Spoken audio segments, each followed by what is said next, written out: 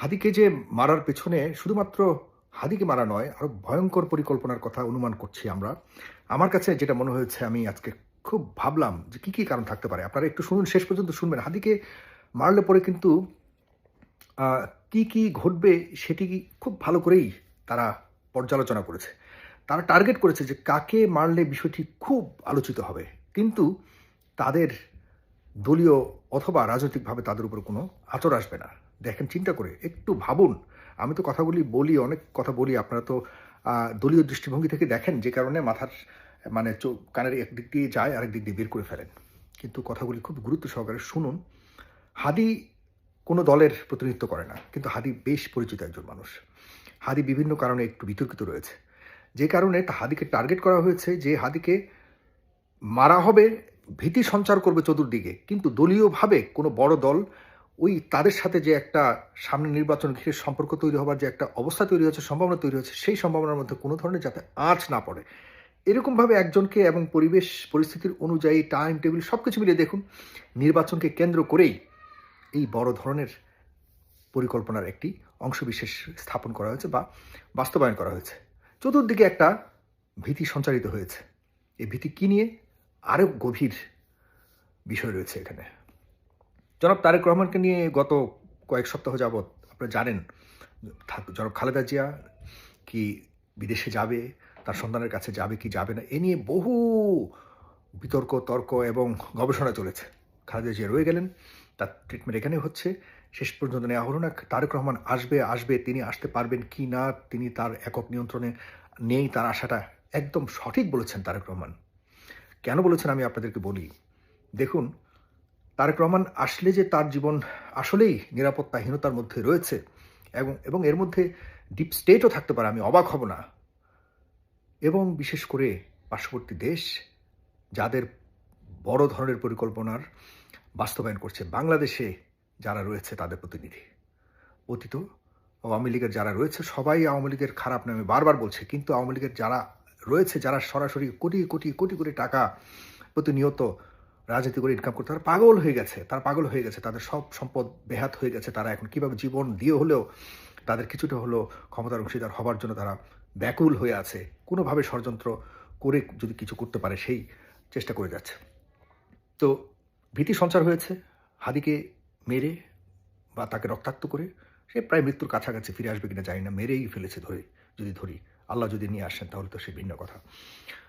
ভীতির সঞ্চার হয়েছে প্রত্যেকটা দলে দলে। এদিকে জনাব তারেক রহমানকে দেশে ফিরে যাতে না আসতে পারে, বড় একটি হুমকি দিয়ে দিল হাদিকে মেরে। আর জনাব তারেক রহমান চমৎকার আরেকটি সিদ্ধান্ত নিয়েছেন, গতকালকেই তিনি দেশে ফিরবেন এই ঘোষণা দিয়েছেন। আপনারা তো খুব মানে সারফেসগুলি দেখে বক্তব্য দিয়ে দেন বা মন্তব্য করে ফেলেন। জনাব তারেক রহমান গতকালকে কেন বাংলাদেশে আসবে বলে ঘোষণা দিয়েছেন? যেই জনাব তারেক রহমান প্রথমে তিনি লাইভে এসে হাদিকে মারার ব্যাপারে তিনি সুস্পষ্টভাবে নিন্দা জানিয়েছেন এবং তিনি বলেছেন যে যারা হত্যাকাণ্ডের সাথে জড়িত বা হামলার সাথে জড়িত তাদেরকে অবশ্যই গ্রেপ্তার করতে হবে। তিনি যথেষ্ট বেদনাদায়ক স্ট্যাটাস দিয়েছেন, কথা বলেছেন। সেই মানুষটি আবার যা গত কয়েক মাসে আমরা অপেক্ষা করছেন যে তিনি কবে বাংলাদেশে আসবেন, তিনি কেন আসেন না, বিভিন্ন ধরনের সংশয়, বিভিন্ন ধরনের আমরা কিন্তু কথা বলেছি, সমালোচনা করেছি।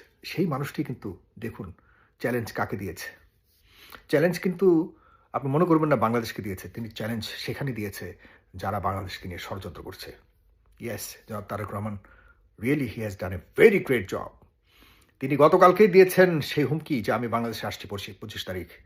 সবাইকে জানান দিয়েছেন যে হাদিকে নয়, হাদিকে মেরে যদি মনে করে তারেক রহমান দেশে আসবে না এই ভয়ে, তারা বোকার স্বর্গে বাস করছে। তারেক রহমান ঘোষণা যেহেতু দিয়েছেন, জিয়াউর রহমানের ছেলে এখান থেকে পিছপা হবেন না, এটা অন্ততপক্ষে সব সাধারণ মানুষ বিশ্বাস করে। আর তারেক রহমানের জীবনকে যে হুমকির মধ্যেও তিনি আসছেন, এরপর কোনো কিছু যদি হয় সেটি সরকার বহন করতে হবে। আর সাধারণ মানুষ সেই জায়গাতে তারেক রহমানের প্রতি আরও বেশি উদার এবং আরও বেশি ভালোবাসার জায়গা তৈরি করেছে। কারণ তিনি এতদিন বলেছেন মুখে, সাধারণ মানুষ বিশ্বাস করেনি। এখন তিনি একটি ঘটনার মাধ্যমে তার আশার বিষয়টিকে তিনি সাহসিকতার একটি পরিচয় হিসেবে ঘোষণা দিয়েছেন যে যত কিছুই হোক নির্বাচন সময় মতো হতেই হবে। এই নির্বাচনকে বাস্তবায়নের জন্য তিনি প্রয়োজনে নিজের জীবনকে ঝুঁকির মধ্যে ফেলেও তিনি দেশে আসবেন। এর মানে হলো গণতন্ত্রকে ফেরানোর জন্য, গণতন্ত্রের মানেই নির্বাচন। নির্বাচনের মাধ্যমে তিনি তার নতুন অধ্যায় শুরু করতে চাচ্ছেন এবং যাতে কোনোভাবে কোনো ষড়যন্ত্র নির্বাচনকে বানচাল করতে না পারে, এবং তিনি দেশে আসলে জনগণের জন্য, এই দেশের জন্য প্রাণ দিতেও প্রস্তুত। এই হাদির এত বড় ঘটনার পরেও সেটিও তিনি জানান দিয়েছেন গতকালকে। তিনি পারতেন কিন্তু 2 দিন পরে দিতে, কিন্তু আমরা সাধারণ মানুষ সেটি আসলে বুঝতে পারছি না তিনি কেন বলেছেন। কারণ যারা হাদিকে মেরে তাকে বোঝানোর চেষ্টা করেন, মানে একটা কথা আছে না, ঝি মেরে বউকে বোঝানো, জনাব তারেক রহমান তিনিও উত্তর দিয়ে দিয়েছেন যে আমাকে হুমকি দেওয়া এত সহজ নয়। Thank you so much. আমরা আশা করি আমাদের হাদি ফিরে আসবে। হাদির জীবনের বিনিময়ে গণতন্ত্র, আমরা অবশ্যই গণতন্ত্রের জন্যই তো অনেক 1,500 মানুষ প্রাণ দিয়েছে, সেখানে হাদির জীবন যুক্ত হোক এটা চাই না। তবে হাদি যে গণতন্ত্র আনয়নের জন্য জীবনের শেষ মুহূর্ত পর্যন্ত লড়াই করে যাচ্ছেন, অবশ্যই এটিকে মানতে হবে আমাদের। আর সেই লড়াইয়ে যুক্ত হলেন জনাব তারেক রহমান।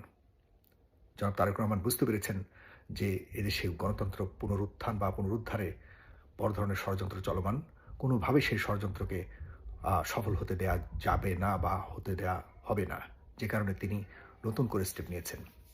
জনাব তারেক রহমান, আমি জানি না আপনি আমার ভিডিও দেখার তো কোনো কথা, আপনার দলের লোকজন তো যত খুবই অন্ধর মতো, যতক্ষণ পর্যন্ত তার নিজের পক্ষের কোনো কথা না আসবে ততক্ষণ পর্যন্ত কোনো কথা বিশ্বাস করেন না। আমি আরেকটা কথা বলে রাখছি, হাদির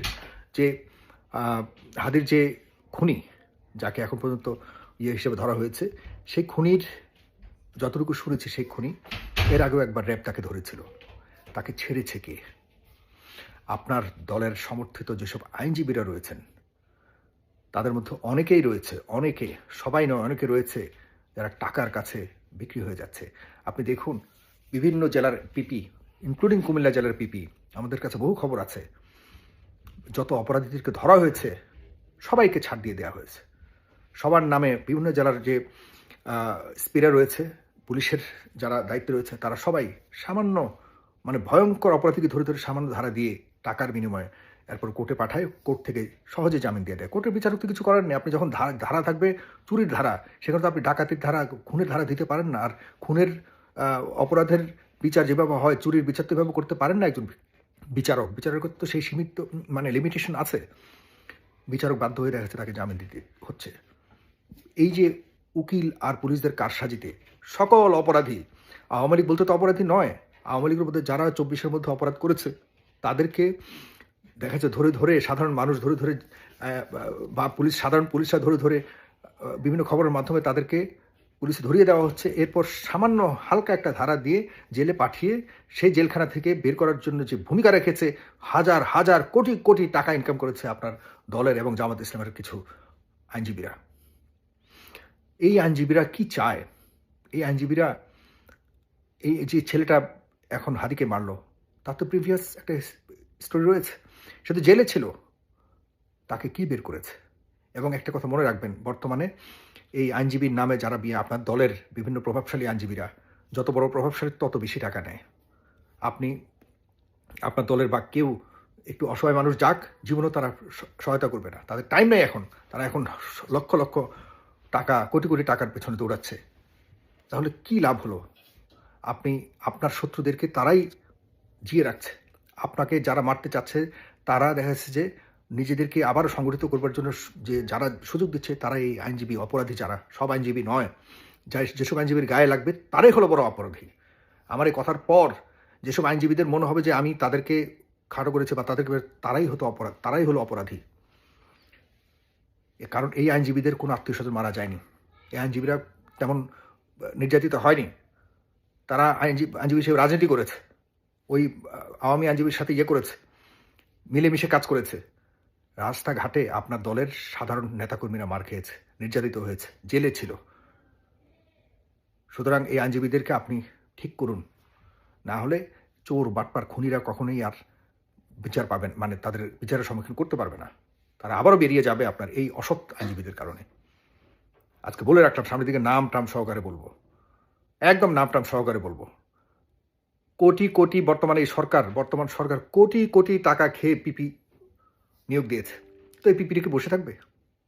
যে পিপি 50 লাখ বা 2 কোটি 5 কোটি টাকা দিয়ে যে পিপিগিরি পায়, সে কি হাতেম তাই হবে? সে তো টাকার জন্য বড় বড় অপরাধীদেরকে তো সে ছাড় দিবেই। এই সরকারের যারা পিপি নিয়োগকারী ছিল, আসিফ নজরুল থেকে শুরু করে যারা পিপি নিয়োগ দিয়েছে, এরা তো আমরা জানি কত কোটি কোটি টাকার বিনিময়ে পিপি নিয়োগ দিয়েছে। এরা অপরাধীদেরকে ছেড়ে দিচ্ছে, আর সেই অপরাধীরা বেরিয়ে যে এই ধরনের ঘটনা ঘটিয়ে আপনার জীবনকে হুমকির মুখে ফেলছে, এই হলো উদাহরণ। সামনে আরও বড় ধরনের ঘটনার অপেক্ষা করুন। Please be careful. জনাব তারেক রহমান, আপনার জীবনের জন্য আপনি শক্ত সিদ্ধান্ত নিতে হবে। আপনাকে অবশ্যই আসতে হবে।